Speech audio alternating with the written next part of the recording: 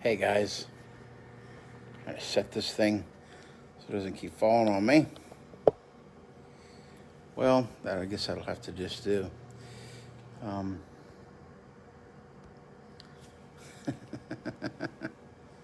What's going on? That's not going on. There we go. Oh, well, I'm enjoying an afternoon, just spending some time with the Lord and thinking through some things that are very important. The Lord has me in a new chapter, new verse, looking at some things, ways in which sometimes we've not really thought of in the past. There's a powerful passage in Hebrews 11:39, and it said, "These were commended for their faith, even though not one of them received the fulfillment of the promise."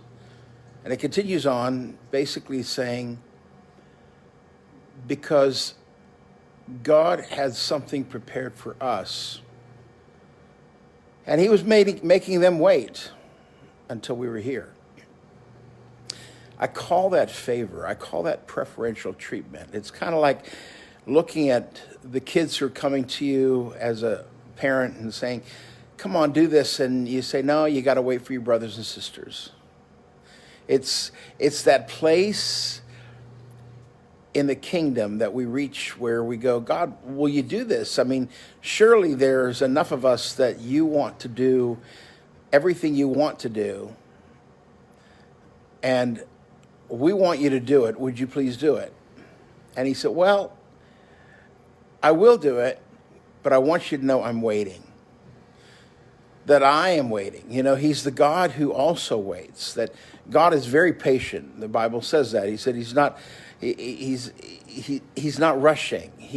He's waiting. He's patiently waiting until all come in. And there's a place in the kingdom that we must reach where we begin understanding that the things that we're doing are not for us alone, but they're for our King and for the desires of the King. A number of years ago, the Lord gave me a very powerful understanding of what that meant. He said, "Danny, everyone wants their dreams fulfilled. And we as human beings, we all want our dreams fulfilled. We want God to step in and fulfill our dreams in a phenomenal way. It's like, "God, you made this promise to me. God, you made this promise to me. God, I should be seeing this now." And yet we wait. We keep waiting. We don't stop waiting. We continue having to wait. Because, as we often say, well, it's the timing of the Lord. But we're using that term basically in the timing of the Lord, that God will benefit us at the appropriate time that God thinks is right for us. But actually, God has a much bigger plan than that. That actually there's a plan that is the timing of the Lord for his timing, for him, for his kingdom, for the fullness of what the kingdom really is. And that the fullness of the kingdom is not about a few individuals here and there. It's not about the success of one or two or 20 or 30 or 100 or 1,000. That actually he's bringing things all into a completion.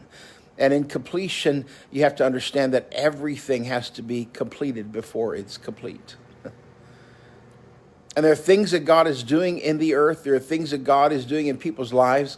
There are people who do not know him yet, who have yet to come to know him. There are things that absolutely have to occur in order for the dominoes to begin going off. And when God begins clicking the domino, we can know that he's completed everything he wanted to complete, that he has finished what he's done. And I think it's one of the most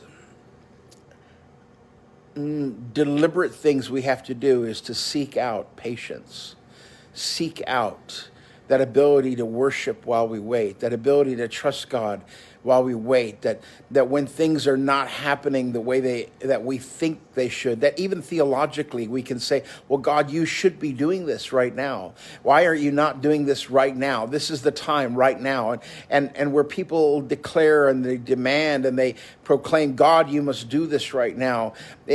There's a misunderstanding of the fact that God is not finished with this right now. And evidently those in Hebrews 11 understood that. They understood that they were commended for their faith. They were not commended for their success. They were not commended for the finality and the exposure or manifestation of what it was that God had promised. That we are not being judged or graded based upon the success of whether or not what God spoke will happen. That's God's grade. Years ago, I remember one of my spiritual dads looked at me and he said, Danny, you're so worried about your reputation. He said, Jesus made of himself no reputation, and his reputation is fully intact. Stop worrying about trying to fix his reputation. He's all right. He'll be okay. And I began realizing that there's something that we as human beings, we want to be validated. We want to be right. We want to be correct. None of us wants to have that place in our lives where we feel like, oh my goodness, I messed up. And, I should have done that, should have said that, shouldn't have. And because we want to be on the right side, on the correct side. But God's not finished. God's not finished. He's not finished in what he's done. He's not finished in what he's doing. That all of them were commended for their faith, yet not one of them received the fulfillment of the promise. Not one. Not one. So what does faith, in fact, look like? Faith does not look like, well, it's finished and there it is and there's the manifestation of it. Faith actually looks like somebody who believes God regardless of what is happening in their life. I remember a number of years ago going to Montana. I was in Kalispell, and there was a woman who had, a young woman who had passed away. I didn't know any of this story, but I remember this woman coming up to me at the end of a meeting, and she said, "Do you raise the dead?" Well, I'd never been asked that question before, and I kind of stammered. I was like, how do I answer that, Lord? And I said, well, yes, I do. Because Jesus said that we would raise the dead. So the truth of the matter is, do we raise the dead? Yes, we raise the dead. She said, well, I need you to come pray for my daughter. She's in a morgue. She's been there for 4 days. And I remember on the way out of Kalispell, I stopped there and I prayed. I said, Lord, how long do I need? And so I could be there before I had to go catch my flight. And how long do I need? And I heard the Lord say 5 minutes. I said, just 5 minutes. That's all I need, 5 minutes. Yes, 5 minutes. So I go into the morgue and the person who was there, the mortician, he said, you can't go in there. She's been embalmed and you're not allowed to go in. And I said, do you mean that if your own child was back there and somebody said there was a possibility they might be raised from the dead, that you wouldn't let them? He said, no, I can't. It's the law. It's the state law of Montana. I said, okay, but I've come with a higher law. I've come with the law of the Lord. He said, how long do you need? I said, 5 minutes. Now, in preparation for this time, I want you to know that Mom had come and she'd actually brought all kinds of clothes for her daughter to change into, to go home. And I remember when I saw that, I went, wow, she has so much faith. This is amazing. And I went in and I prayed over this body. And immediately the Lord spoke to me and said, she's home with me. You do not need to pray anymore. And I walked out. Within 5 minutes, I was out and spoke to the mom, shared with her what had happened to me when I was in there. And I remember the thing that affected me and impacted me so much about that encounter was the fact that this mom believed. That she believed with her whole heart that her daughter was going to live. God was pleased with that. You know, do we want to see her raised from the dead? Of course we did. Was she raised from the dead? No, she wasn't. But faith continued on in the hearts of those who are here. And God is wanting to develop faith in our lives, whether or not things happen. I have seen the dead raised. I have seen blind eyes see. I've seen people come out of wheelchairs. I have seen people healed. Many, many, many. But I also have seen some that are not healed.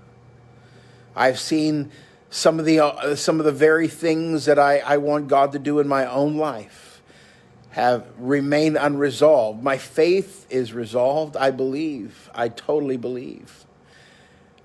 But in fact, they look very different than what some would say faith looks like, because they want to see the success or the manifestation of faith. But these were commended for their faith, even though they didn't receive what was fully promised. Because they were waiting, they were in a waiting period until God, along with us, these people, along with us, would see it all together. There's a day of incredible rejoicing coming, where along with the saints of old, along with those who've gone before us, along with all the promises that were made to them, are going to be fulfilled in an hour and in a day in front of us, before us, with us. That we together will experience the victory of the Lord. That the victory of the Lord is intended to be shared by all of the people of the Lord. And that is the joy of it. And in fact, during this particular season, you know, when we celebrate the coming of Jesus, the victory was that God brought his son into the earth. A profound victory. And we know it, we see it, and we witness it. But there is yet more. There is so much more coming. And God has so much more for you in your life. Whether you're fighting something right now and you feel like, God, why haven't you answered my prayer? God, why am I not healed? God, why has this not happened?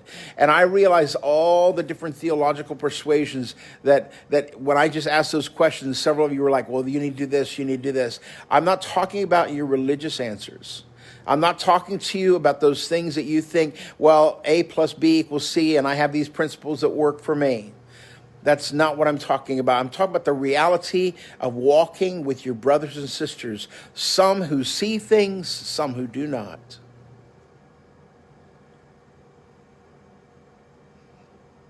But together we will all see. Together we will all come to victory. Together as we wait on the Lord. That waiting is worship too.